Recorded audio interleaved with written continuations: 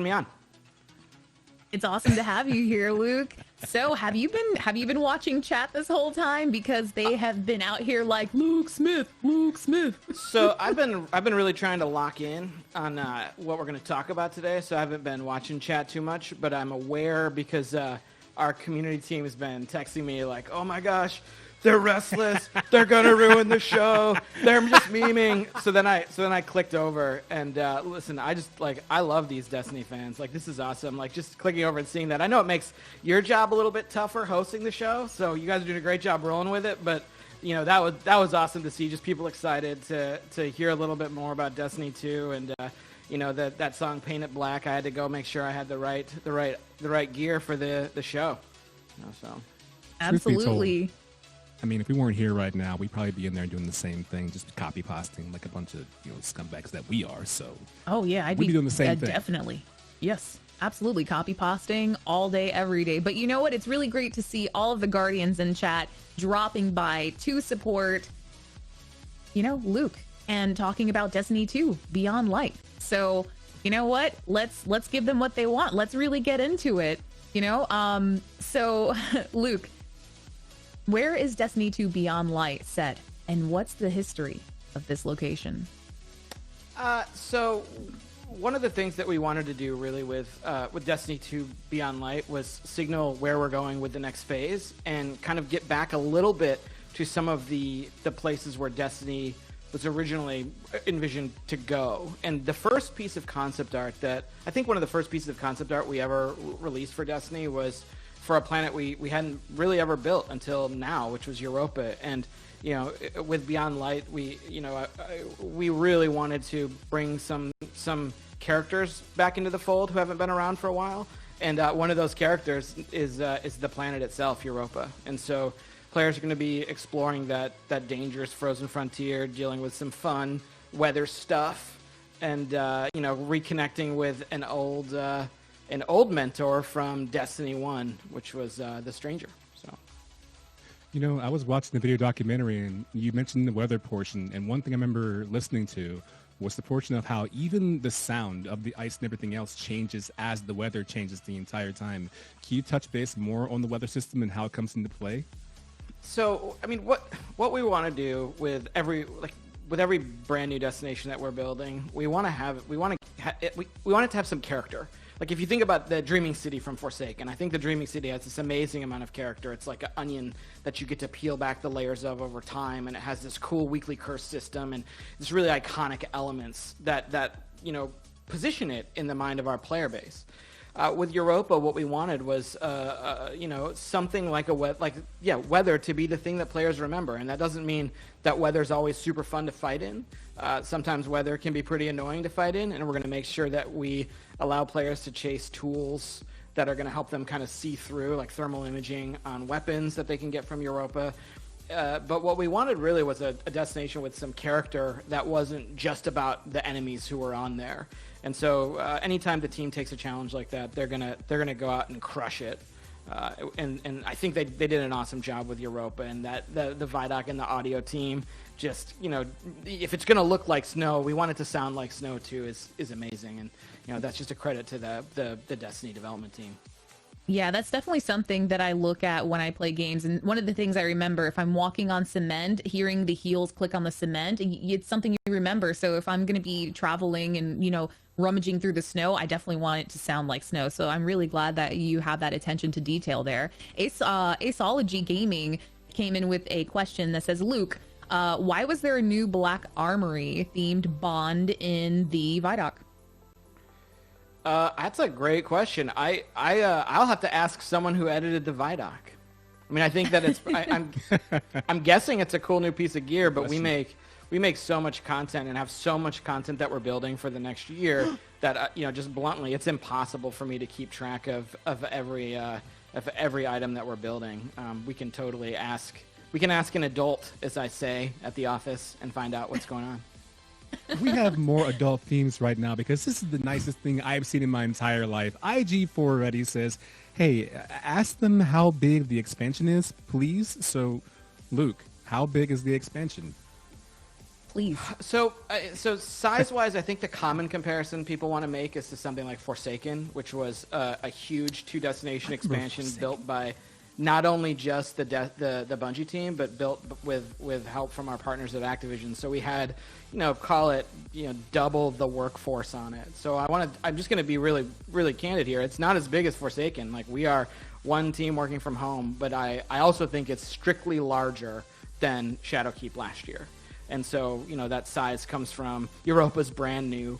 We built brand new subclasses with Stasis. We've got a bunch of cool toys for players to find and play with, and so it's definitely bigger than Shadowkeep. It's unlikely that the Bungie team will deliver something on the scope of Forsaken again with our timelines and our budget and staffing. So, yeah, absolutely. I saw in chat somebody by the name of ASIP said, Luke, what race will the raid include? And, that kind of brings me to the question, tell us about the new army. What are we fighting in Beyond Light? So there's two questions there. I'm going to split them. The first one, the question about the raid, one of the things that we do with our raids is we don't say shit about them usually before they come out. Like, maybe there'll be a teaser. I think if I had my druthers, the teaser would just be like a black screen and people yelling angry things at each other, because that's what raiding is like. You're just, getting yelled at by your friends, or sometimes you're the one yelling at them.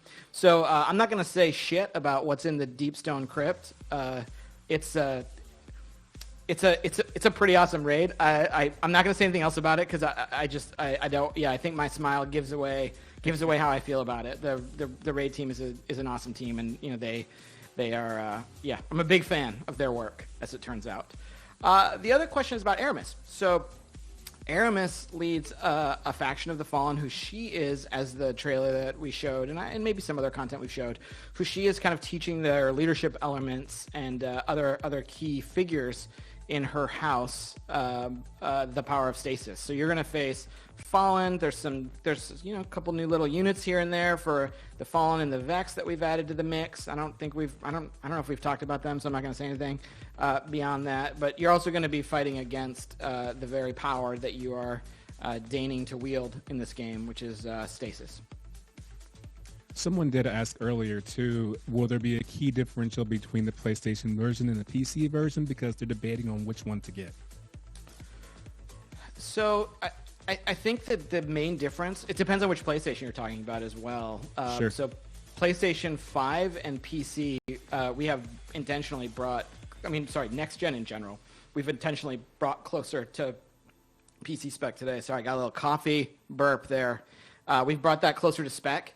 And so there's a bunch of options that are coming out on December 8th for next gen players, and that's things like the FOV frame rate. Like, there's a bunch of cool upgrades there that are gonna unlock the power of those next gen platforms and bring them closer to parity. But whenever you're talking about PC, it's totally a year mileage may vary situation, because what you're going to get out of your rig is ultimately pretty unique to your setup. So that's a tough one for me to answer without peering into the matrix. And then, like I said previously, once I peered into the matrix, asking an adult what that means for the speed at which this individual's computer is going to run. Wow. Oh my gosh.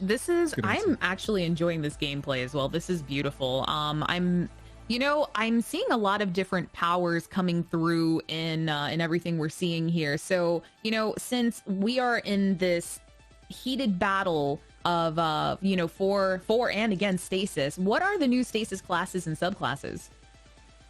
So each of the classes, the Hunter, Titan, and Warlock, have their own unique subclasses. The names are just not sticking in my head this morning. I believe the Hunter's called the Revenant, and they're gonna throw these two there. I don't remember the exact words. It's a little foggy today. They're gonna create kind of like a couple of snowstorms that are gonna track around environment and follow creatures and players, as it turns out, and freeze them in place, and then they're gonna shatter. The Warlock, the Shadebinder, they are going to kind of convert into a modal state and use their staff, which has two effects that throws these. You're seeing them right now, or maybe on tape delay. Yeah, but I saw that. It throws these awesome balls of energy out that freeze, and then the other button is shatter, and then the Titans are going to do kind of what Titans do, which is gonna run around, get in close quarters, and control the battlefield. Although there's a bunch of pretty interesting gameplay that can come out of the Titan, the Behemoth class, which is around this notion that you can create via aspects and fragments a bunch of ice to destroy, and destroying it enhances you. And so it's gonna be a pretty wild ride this fall, both in player versus environment and in the old Crucible. Yeah, I'm seeing this Titan gameplay right now, and I'm loving that iconic Titan smash, but this time everything gets frozen and then dusted. So that is very spicy. And since we're on the topic of subclasses, are we going to have more darkness subclasses after Stasis? So yeah, I mean we've talked a little bit about the next phase for Destiny and kind of where we're starting to take the story. And so what we're looking at here, and we're introducing I'll just say the first of the darkness subclasses. Like there'll always be new things that we're going to add to expansion sets, like major new things. I'm not going to commit us in this meeting to what we're doing next, but I mean we know what's coming, and we're excited to get to work on it. After you finish a Destiny expansion, we have folks who are working on the amazing 4 seasons that are coming after Beyond Light, and we have folks who are looking ahead, and they're saying on to the Witch Queen, and so get started on what's next and what that entails. That's a fair response. I agree with that. A lot of times when I know for me, anytime a new expansion comes out or new content, you get so hyped about it, you want to know what's next. Is there more? And you can still enjoy what's coming out, but there's always the idea of this is so good, making me so happy that you want more. And in tail with that, one of the best questions I've seen all day is by Scumble373, who said, "What's one thing you want to tell us about the expansion that we don't know already?" That's tough. What's one thing that you don't know already? I don't know, because I think a bunch of the stuff I know that we're not talking about is probably because we've debated heavily and decided not to talk about it. So I'm gonna politely decline that That's question because Yeah, I'm a big. So this is one of the you talked a little bit earlier about Adrian, your MMO origins playing Final Fantasy 11, and You for watched? me, Oh. yeah, I was in the green room waiting, and so for me, one of my origins comes from World of Warcraft, and one of the things I took away from that game was how things like a test realm, and they do it to this day, and they're super successful and it's worked really well for them, have this property of helping make the game better, but also have a property where it lets people see what they're getting for video game holiday of your choice. They get to open it up early. And so with stuff like expansions or stuff like secrets that we're building for seasons, my approach is generally like, let's just be quiet and not say a whole lot about it. So there's a lot of cool stuff coming for sure in Beyond Light, Season of the Hunt, that I know about that you do not, and I'm not going to tell you because it's why you wrap presents. You don't just you don't just put it on the fucking counter. You wrap the presents so that you can see the excitement, or sometimes, I'm not the best gift giver, so sometimes the disappointment when they open the presents. So we're wrapping them, and we're going to put them, on the kitchen table, because I don't want to say if you have a tree or what. I'm not trying to projecting make right a now? statement. Uh-huh. All right. Yeah, that makes sense. So, I mean, since we can't really know what all the presents are under the tree, and we have to be very selective to, everything that we're talking about here. I mean, are you allowed to talk about the new weapons and gear, maybe? Yeah, let's do it. Let's dig in. We got a present! Some exotics. Well, what do you want to know? I'm not just going to freestyle. No, you can't freestyle. I thought you were talking to your PR team, like they were talking to you, saying, "Yo, Luke, you need to wrap it up, dog." The things you're saying right now. They are talking to me, but I'm asking them about some other stuff that if I can talk about it, but it's not about weapons, so I need a little poke. Well, I'll tell you this: I have one person who keeps adding me in the chat, like begging me, and if you add too much, you get banned. I don't want them to get banned. So here's the question: will there be a vendor loot refresh? A vendor loot. Oh, okay. So, yeah, what is being asked about here is in Destiny 2, you play a bunch of really cool activities like Strikes, Gambit, Crucible, and then they have vendors associated with them. And will we be refreshing the gear on them? We are definitely refreshing the armor this fall. Strikes, Gambit, and Crucible are all going to get new armor for players to chase during the season. I think we said a version of this before, but I don't know. I can't keep it all straight. So another thing that we believe really strongly is that's the type of thing we want to make sure we're doing at least every year. I mean, for sure every year alongside the expansions. Go update the armor for those experiences. So we are doing that. All right. It looks like Luke is asking an adult right now. I see the asking of adult head tilt. Yep, that is exactly what it is. I'm checking I'm actually looking at I'm like, hey, what about this thing? What about this, just any sprinkles for the cupcakes? That's really cool, honestly, because a lot of times when you interview developers, not just here, but any platform, the idea is I'll ask them, then later on it's a documentary release, it's a message put out later, it's a tweet later, but it speaks a lot to why the community loves you because of how proactive you are about getting an answer with the time you have right now. Like, that's actually really dope.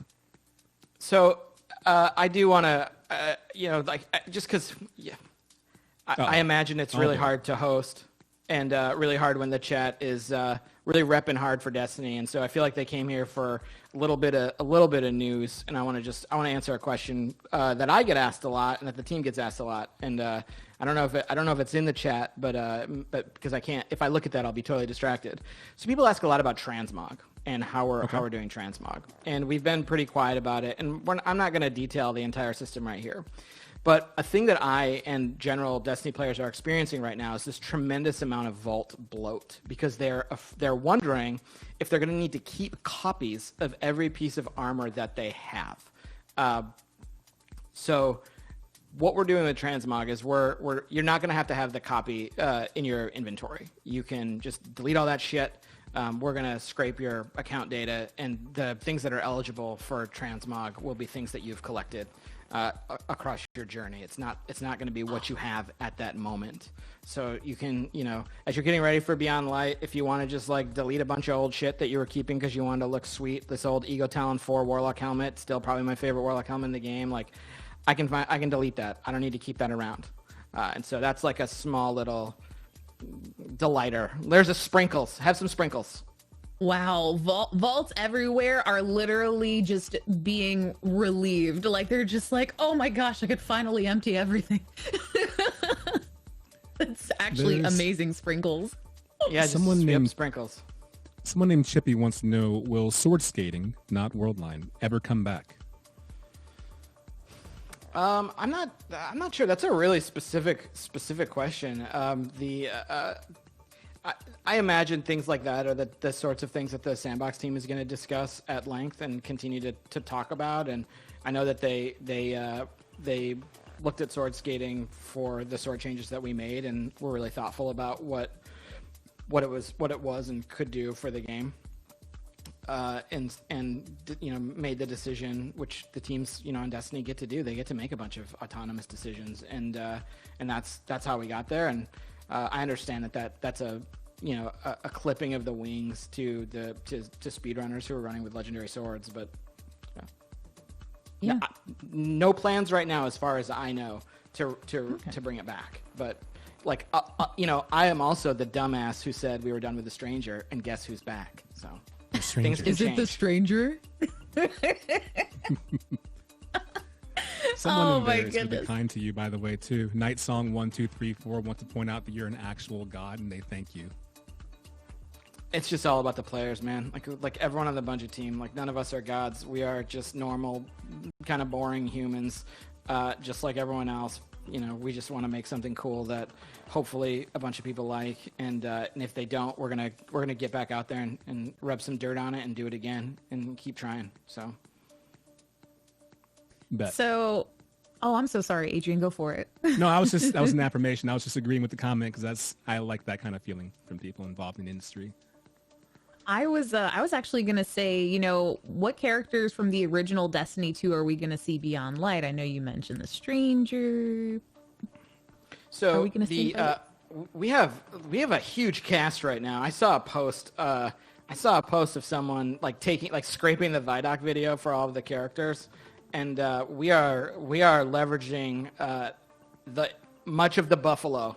A lot of the Buffalo, I think, with our character roster in Destiny.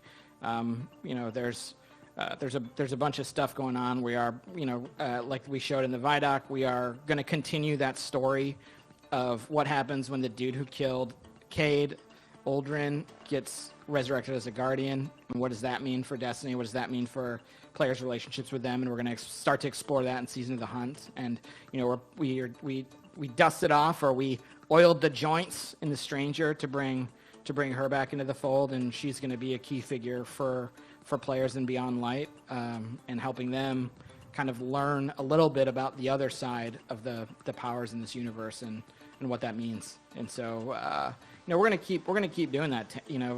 Varix is also back. So we're looking at the roster of characters as we enter this next phase for Destiny. As opportunities that we can seize if there's a great fit there.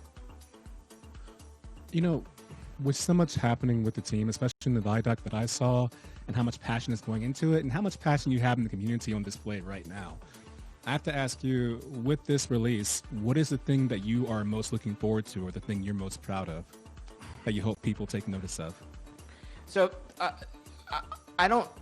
Just again, I'm going to be super blunt. I don't like to describe things that I'm proud of, because it's like my dad being proud of me. Like, it's like I'm not my awesome co-developers at Bungie's dad. So a couple things that Player Luke is just like jacked about. Yeah. I'm like, the fantasy of Stasis is something that's like really near and dear to my heart. Like we talked with a team a year plus ago about, this like the notion of battlefield control, the like simple joy in seeing things that were moving, freezing, and the journey from there to here was long and unpredictable and challenging for reasons, beyond all of our control. And so I'm really excited as a player about that. And I think the team's put in an awesome effort there. Another thing, and I talked about this a little bit earlier, another one of those like early ideas was, how can we make Europa feel characterful and different as a place, in that like getting the first look at a weather system in Destiny and getting that like stood up was a tremendous effort, and getting it tuned took a ton of time and effort on the team. And so it's one of those things. It's just like Player Luke is super excited about that. It's not about being proud of the team. The team rises up and delivers, every time. And so they just do great work, and get us as players of the game super excited about it as well. So we have a question in from Josh Deadly. What is left in the current season? What? I mean, wrapping it up. You got 2 weeks.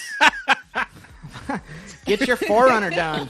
Get your MN, whatever Roman numbers it is, to 2020. Get that done. Wear that 2020 title to, emblazon that on your character to remember what a year it's been. I can't believe I'll leave it there. You gave him the Chappelle Show wrap it up box. I can't believe that. Yeah, we are winding this thing down before we say bye-bye to some worlds and hello to Beyond Light. Yep. So make sure you get things done, chat. Guardians, get out there. Get to doing. Yeah, do your chores. Get them done. I like the do them right or do them again. You really embody the feel of what this weekly show is all about.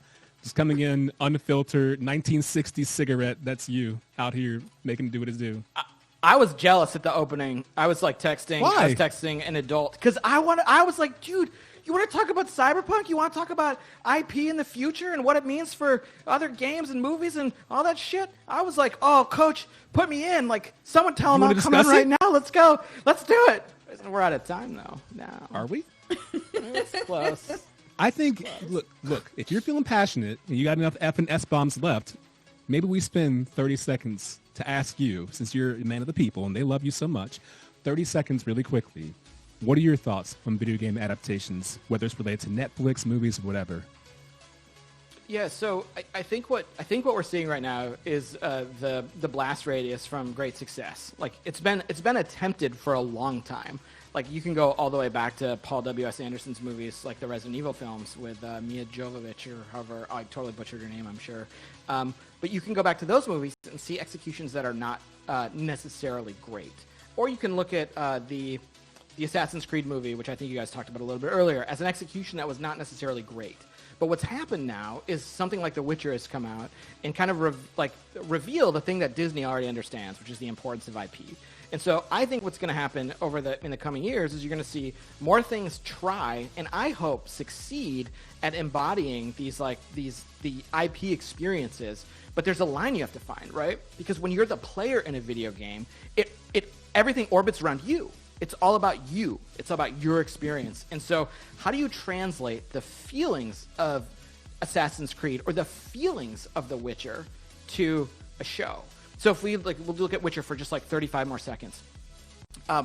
The Witcher, if you watch it as a Netflix show, and I'm not going to spoil the specifics of it, but there are moments in the show where Geralt is basically at a quest giver, getting exposition, right? Yeah. And while that is not necessarily like ideal exposition for a show, what it is it takes the feelings of The Witcher and does a translation of the feelings from the game to the show. So as someone who's played the Witcher games, when that happens, I'm like, oh, he's getting a quest.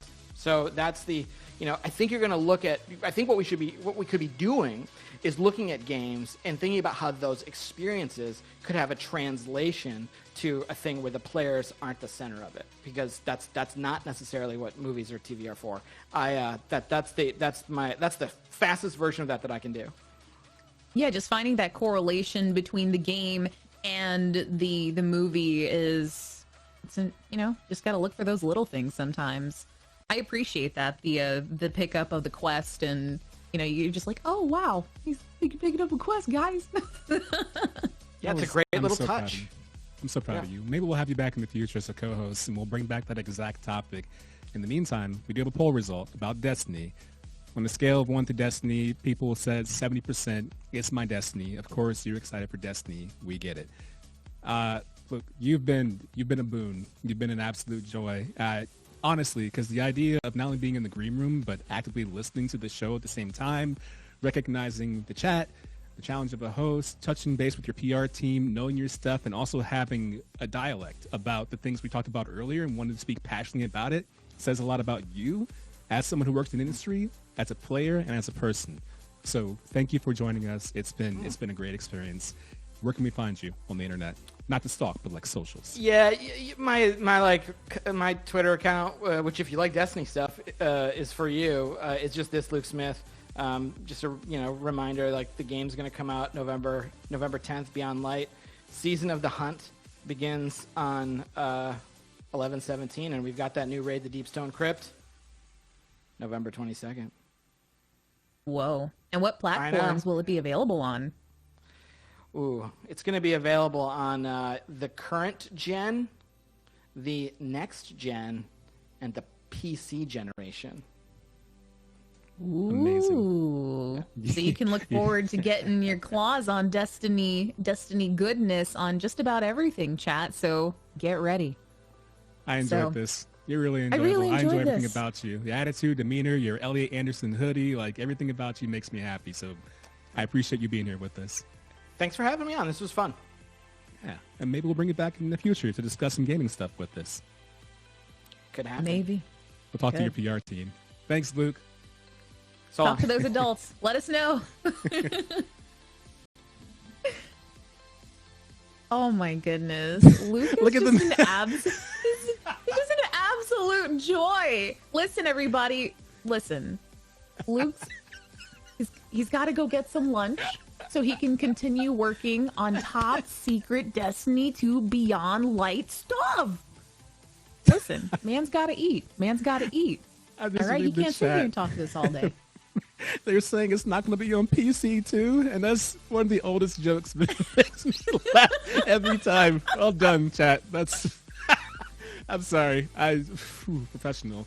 It's really funny. If you want more jokes and more stuff, we do have another guest. It's not Luke Smith, but someone who I think is just as cool. We have Malicious in the house. What up, Malicious? What's going on? Oh, you know, it's going. You know, we were out here with the Guardians. We were just talking about, you know, new Destiny 2 stuff on the horizon and inside Luke with Luke. That was enjoyable. That whole segment was just so enjoyable. I loved watching it, even from the back hand of things. Oh, yeah, absolutely. We did it. Good job to us. So, Yay. Malicious, anyone who doesn't know about you, what it is you do, what it is you like, this is your opportunity. Tell us about you. Well, I mean, I'm a pretty simple guy. I'm just extremely chill. That's literally my brand. I don't really go above and beyond. I'm just bare minimum. You can tell from my background. Look at OK Adrian's and Frisk's, and like I just got some stuff in there to make sure I don't echo. I'm just a super chill guy. I'm really cool, really welcoming, and I mean that's just me. I just enjoy the internet and everything about it, and that's, you know, all I got. That's good. You're just, you know, you're concentrating on your content. You're not concentrating on your background. That's definitely a plus. Yeah. That's why you have the success that you have. Yeah. I love how there's just one door illuminated and that's it. There's just nothing else. That's all you need. Door. You're doing the smart stuff, dude. Yeah, I was gonna say. So, so Ian, obviously you're clearly an interior designer, but what else do you do? Twitch streaming is pretty much my go-to thing. I've been streaming on Twitch pretty hardcore for about 2 years now, and it's just been an extreme success. The journey has been amazing.